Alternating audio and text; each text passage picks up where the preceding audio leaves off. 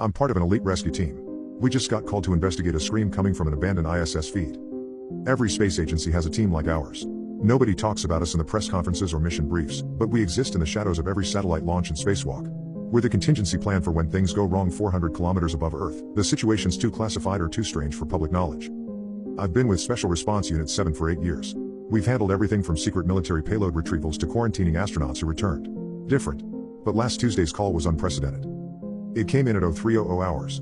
I was already awake, insomnia being an occupational hazard in this line of work. The secure phone beside my bed lit up with a string of numbers that indicated maximum priority. Davenport, I answered. This is Control. Verification code Sierra Echo 73 Delta. I replied with my authentication code, then waited. We need the team at Houston headquarters in 4 hours. Full containment protocol. Understood. What's the situation? A pause. We received a transmission from ISS module Harmony B. My blood ran cold. That's impossible. Harmony B was deorbited 3 years ago. Exactly. Briefing upon arrival. Tell no one. I assembled the team, Dr. Chen, our physicist, Martinez, communications specialist, Walker, our engineer, and Dr. Levitt, xenobiologist. The NASA briefing room was unusually crowded when we arrived. Director Harmon nodded at us as we entered. At 0227 hours, Deep Space Network picked up a transmission on a frequency reserved for ISS emergency communications. The signal originated from what our systems identified as Harmony B. She pressed a button, and a recording played. Static. Then a woman's voice, barely audible. Oxygen levels. Can't. Something's moving in the transmission cut to a blood-curdling scream, followed by more static. The authentication codes embedded in the transmission are valid. And the voice. She hesitated. It matches Commander Sandra Navarro. Everyone knew Navarro had died in the incident that led to Harmony B being decommissioned and deorbited. What do we know about the original incident? I asked. Official record states Harmony B experienced catastrophic decompression. In reality, something happened during an experimental quantum communications test. The module was sealed off and detached as a precaution. Navarro volunteered to stay behind. 6 hours later, we were in a sub-basement laboratory, surrounded by equipment that looked more theoretical than functional. The theory, Dr. Chen explained, is that quantum entanglement allows for communication across not just space, but potentially across other dimensions. If Harmony be somehow shifted elsewhere during the experiment, this might be our only way to reach it.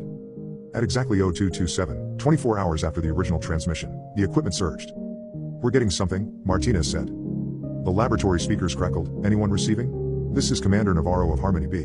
We are experiencing anomalies. Repeat, we are. The transmission dissolved into static, then returned. Not alone here. The experiment opened something. Time is wrong. I've been here for years but also minutes. If anyone receives this, do not attempt rescue. I repeat, do not. A scream, the same one from before, cut through the transmission. I took the microphone. Commander Navarro, this is Special Response Unit 7. We receive you. What is your situation? Over. For almost a minute, there was nothing. Then, this is Navarro. You shouldn't be contacting me. Time here isn't linear. I've had this conversation before. Or we'll have it. I don't know anymore. What happened during the quantum experiment, Commander? We created a bridge. But not to another place. Two. Between places. The space where realities overlap. There are entities here. They exist between moments. They're aware of us now. Her voice dropped to a whisper. And they're coming through.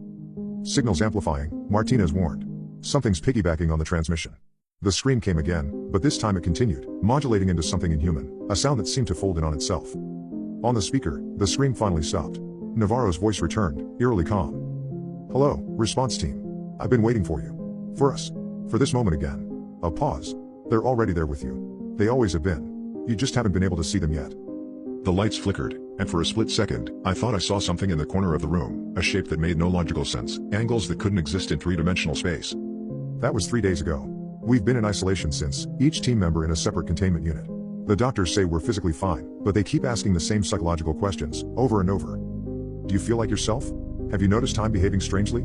Are you having thoughts that don't feel like your own? I haven't told them about the dreams. About how I see Harmony be floating in a void that isn't space. About how Commander Navarro stands at the window, her face pressed against the glass, mouth open in a silent scream as something moves behind her, something I can almost, but not quite, comprehend. I haven't told them how, in the dreams, I'm not watching from outside. I'm already in there with her. And I've been there for years.